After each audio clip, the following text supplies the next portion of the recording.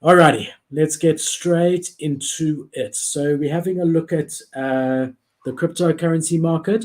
Really not as bad as it could be considering where we're at. We've got ETH sitting at 1,250, Bitcoin at 16,780, Solana back to $16, and BNB's actually held up really well, sitting at 287.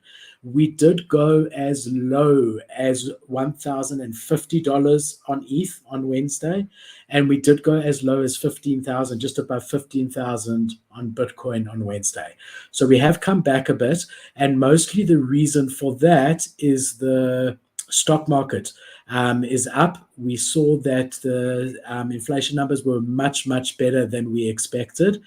So I'll just jump onto the stock market for you guys.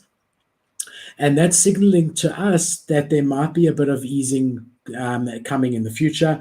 The 75 basis points is now looking very, very unlikely, and we're probably going to get a 50% basis points raise on the next sitting. And that's all as a result of the CPI data that's coming in. So you can see today alone, I mean, the stock market's been great. S&P 500 and NASDAQ all up across the board. And really, if we didn't have what we had in this last week, I would imagine that we'd be sitting at a $2,000 ETH now. I don't know, Andreas. What do you think about that statement? I mean, for ETH, I'm not really too shocked. I think it's holding up well for the what's it called, with everything that we've been going through. But I think what happened was what usually happens when some bad stuff happens in the space, which is they take their money out of the shit coins and then they put it in their either stable coins or into Bitcoin or Ethereum. But I know everybody's freaking out right now, but if you look at it, man, we're kind of at the same price that we were 2 weeks ago. And with the market almost like in capitulation, it's not that bad, like in retrospect. I mean, I know Bitcoin has definitely lost a lot, but Ethereum, I think it was the same price that it was literally about 2 weeks ago. If you can check, you can fact check me Yeah, on that. no, for sure. It was about 1,650 2 weeks ago. And yeah, I mean, I agree with you. I think it could be a lot worse. You know what's a pity is that we were getting momentum.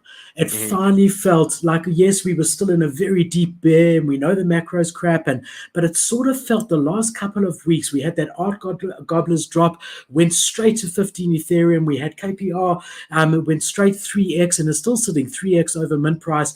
And it sort of felt like blood was coming back. And Yeah. now we have this, which is just absolutely crazy. I mean, I truly think we'd be at $2,000 ETH if it wasn't for FTX. We were going there. We were at 1.6 sitting comfortably. And with the stock market like it has been the last 2 days and CPI looking better, we would really be in a much different position if we didn't go through what we went through this week. I agree. Yeah, it's an unfortunate set of circumstances we're just put through. Because I mean, the way I see it right now is that it was like Coca-Cola and Pepsi, and then Pepsi just failed. Like it's like that big in the NFT or not NFT space, the Web3 space in general. And I was just like, damn, it was just weird because you saw all these tweets from Sam Bankman-Fried, like, or Sam, and just that they lying through their teeth in a lot of things. And it was just like, damn, like it's like they say all these things on Twitter and it's just like, oh no, it's okay, like we're gonna be all right. Like I remember he tweeted something about like, oh, there's these random rumors popping up, I don't know what they're talking about, we're totally fine, this, that, and the other. Next thing you know, they're $8 billion in debt. And it's like, what the So fuck? that's the other funny thing. First, there's a lot to say, but the first thing is that it's now as high as between 20 and $50 billion if you include Alameda. So every day Oh it's gone yeah. up. It started at about three.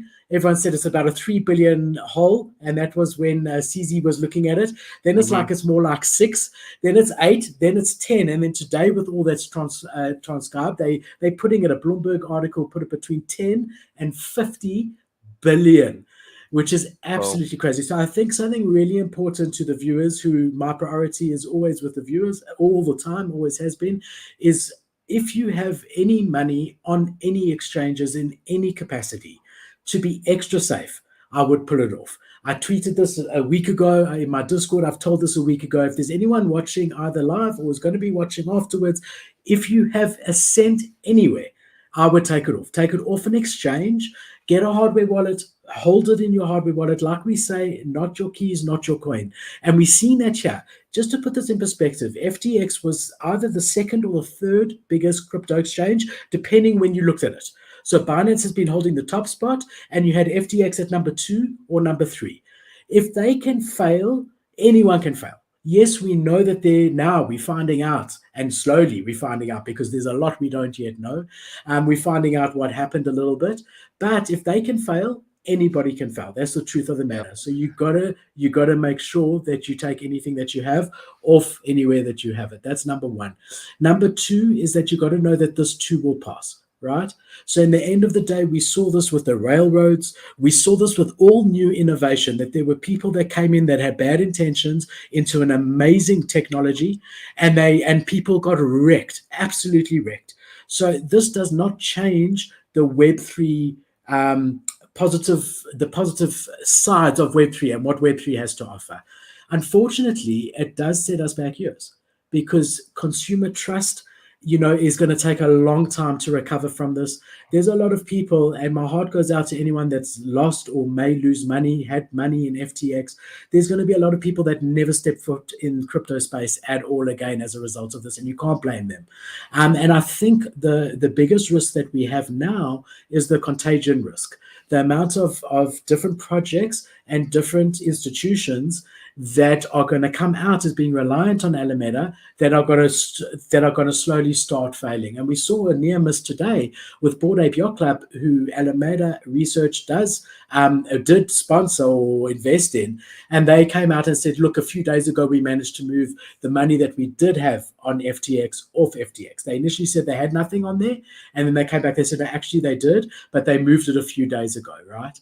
So they just dodged a bullet, but they have 90 people working for them with their finger on the pulse. I'm sure that there are many NFT projects, DeFi projects that had money sitting there, which was not irresponsible to have it on a reputable exchange, that are now in big trouble, right? Yeah, I mean, it's just unfortunate. It's just like exactly what you said. I don't know. Did you see the statement that CZ put out? By any Yeah, chance? I'm gonna take you through all of that, but we can talk about it now. But I'm gonna take you through all of it. I've got it all here. No, because you kind of touched on it, which was the main part, which is like no one's winning right here. It's just like, damn, like it really is going to set us back.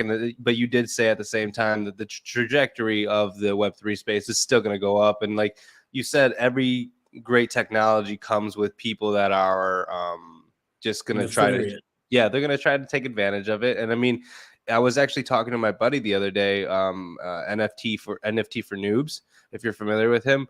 He was telling me that he was reading an article about how banking system came about, and pretty much when banks came around, like it wasn't like they were just like, hey, we're banks and now we're established. It was like a ton of banks businesses failed to the point where we have Chase, Wells Fargo, Bank of America, and like Fidelity as like investment banker. Like, but there was a lot of banks before them that failed, and a lot of people lost a lot of money. It's not the same type of trust that they have now. Yeah, and we saw that with everything, with the internet, the same thing. I mean, we all know the internet bubble and the bust there. The railroad was massive because you had so many companies coming in and doing it, and then you left with one or two now, right?